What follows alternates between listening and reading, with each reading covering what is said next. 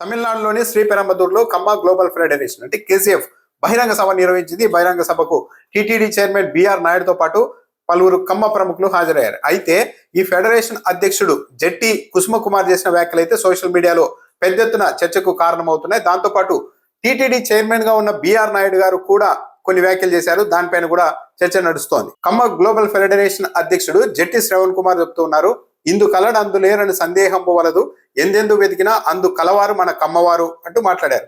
సరే, తమ కులానికి సంబంధించిన గొప్పతనం గురించి చెప్పుకోవడంలో తప్పు లేదు. కమ్మవారితో పోల్చదగ్గ జాతి ఈ ప్రపంచంలో ఒకే ఒక్క జాతి ఉంది, అది యూదులు మాత్రమే, అంటే ఇజ్రాయెల్లో ఉన్న వాళ్ళు మాత్రమే.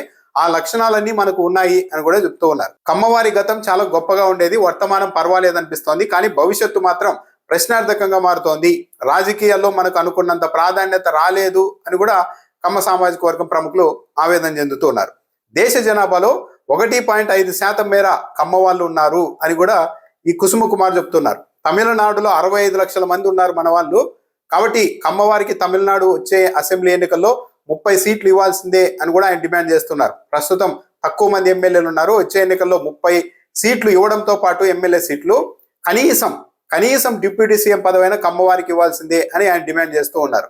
తమిళనాడులో ఉన్న మొత్తం ఇతర వర్గాల తెలుగు వాళ్ళందరినీ కలుపుకుంటే తమిళనాడులో ఏ ప్రభుత్వం ఉండాలి అన్నది నిర్ణయించే శాసించే శక్తి మన కమ్మవారికి ఉంటుందని కూడా కుసుమ కుమార్ చెప్తున్నారు. అన్నింటికంటే కాస్త దిగ్భ్రాంతి కలిగించిన అంశం ఏంటంటే ఐఏఎస్ ఐపీఎస్లో మన వాళ్ళు వెనుకబడుతూ ఉన్నారు అంటూ కూడా ఆయన ఆవేదన చెందారు. రాజకీయ నాయకులు, ముఖ్యమంత్రులు, మంత్రులు మన వాళ్ళు ఉండడంతో పాటు ఐఏఎస్లు ఐపీఎస్లు కూడా ఎక్కువగా ఉండాలి. ఎందుకంటే రాజకీయ నాయకుల కాల పరిమితి 5 ఏళ్ళు మాత్రమే. అదే ఒక ఐఏఎస్ ఐపీఎస్ అయితే 35 సంవత్సరాలు ఉంటారు. మన కమ్మ వాళ్ళు ఐఏఎస్లు ఐపీఎస్లుగా ఉంటే వడ్డించేవాడు మనవాడైతే మనం ఎక్కడున్నా పర్వాలేదు అన్నట్టుగా పరిస్థితి ఉంటుంది. కాబట్టి ఐఏఎస్ ఐపీఎస్లో మన వాళ్ళ ప్రాధాన్యత పెరగాలి అని కూడా కుసుమ కుమార్ చెప్తున్నారు.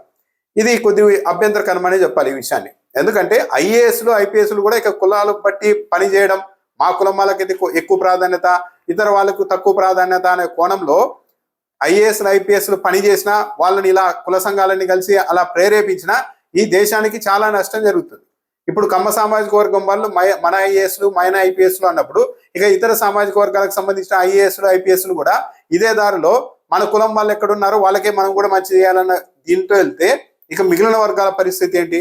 ఇది ఆందోళన కలిగించే అంశం. కానీ బహిరంగ సభలోనే ఐఏఎస్లు ఐపీఎస్లో మన వాళ్ళు ఉండాలి, మన వాళ్ళు ఉంటేనే మనం ఎక్కడున్నా వడ్డించేవాడు మనవాడైతే మన విస్తరికి ఇబ్బంది ఉండదు అని డైరెక్ట్ గా మాట్లాడుతూ ఉన్నారు. ఇవి చాలా ప్రమాదకరమైన వ్యాఖ్యలు. చెప్పాలంటే ఒక విధంగా సామాజిక వర్గాల్ని ఇతర వర్గాలకు దూరం చేసే వ్యాఖ్యలు ఇవి. ఆ వర్గంలో గుర్తింపు కోసం కొందరు ఇలా మాట్లాడవచ్చు, కానీ ఓవరాల్ గా ఏ సామాజిక వర్గానికైనా ఇలాంటి వ్యాఖ్యలు ఇబ్బంది తెచ్చిపెడతాయి, నష్టాన్ని చేకూరుస్తాయి. అసలు కేజీఎఫ్ ఎందుకు ఏర్పాటు చేశారు అన్నదానికి కూడా జట్టి కుసుమ కుమార్ గారు చెప్తూ ఉన్నారు. ఈ కేజీఎఫ్ ఏర్పాటు చేయడానికి మోటివ్ ఏంటి అంటే చంద్రబాబు నాయుడు గారు అరెస్ట్ అని చెప్తూ ఉన్నారు.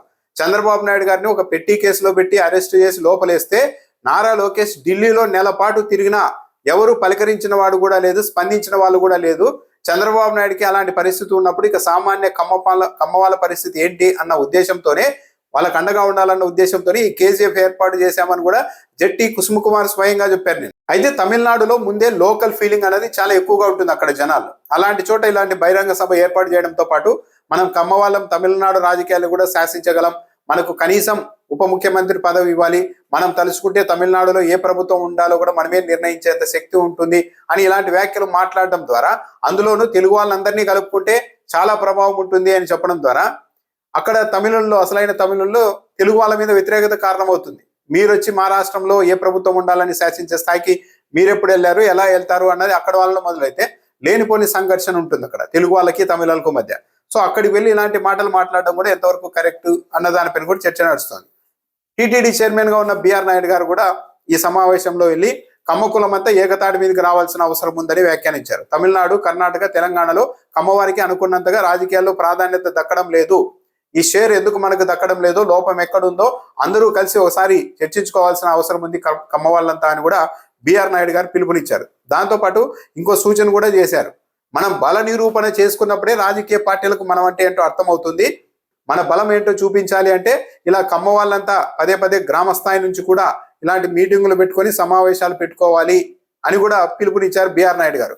కమ్మ గ్లోబల్ ఫెడరేషన్ సేవా కార్యక్రమాల్లో కూడా ముందుకు రావాలి, వెనుకబడిన కమ్మ వాళ్ళకి విద్య పరంగా, వైద్యం పరంగా, ఇన్సూరెన్స్ల పరంగా ఇలాంటి వాటన్నిటికీ కూడా చేసి ఆదుకోవాలి అని చెప్పారు. అయితే ఒక బిఆర్ నాయుడు గారు టీటీడీ చైర్మన్ గా ఉన్నారు. ఈ సంఘంలో ఈ స్థాయిలో ఉన్న వాళ్ళందరూ కూడా మన కులం అని మాట్లాడితే ఇక మిగిలిన కులాలకు వీళ్ళు నిజాయితీగా పని చేయగలుగుతారా?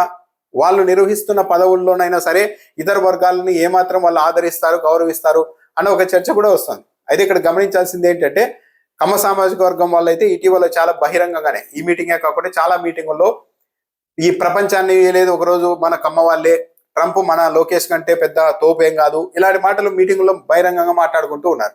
ఇవన్నీ వాళ్ళు గమనించాల్సింది ఏంటంటే ఇవన్నీ మిగిలిన సామాజిక వర్గాల్లో ఆ సామాజిక వర్గం మీద వ్యతిరేకత సృష్టించడానికి పనికొస్తాయి, కానీ అందరూ మనుషులే, అందరూ అతీతమైన శక్తులు అంటూ ఎవరికీ లేవు. మన లాంటి వాళ్ళు ఒక యూదులు తప్ప ఈ ప్రపంచంలో ఏ జాతి లేదని కేజీఎఫ్ అధ్యక్షుడు జస్టిస్ కుసుమ కుమార్ చెప్తూ ఉన్నారంటే అది ఆయనకు అలా అనిపించి ఉండవచ్చు, కానీ అది ప్రాక్టికల్గా నిజం కాదు.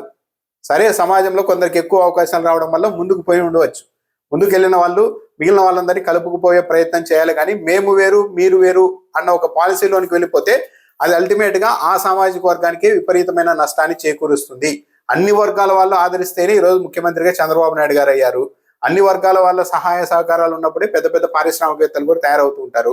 లేదు మేము ముఖ్యమంత్రులమైనా పారిశ్రామికవేత్తలమైనా అది ఇతర వర్గాల కాంట్రిబ్యూషన్ ఏమీ లేదు, మా వల్లే ఈ సొసైటీ బతుకుతుందని ఏ వర్గం వాళ్ళు అనుకున్నా అది బెడిసి కొడుతుంది ఒక రోజు.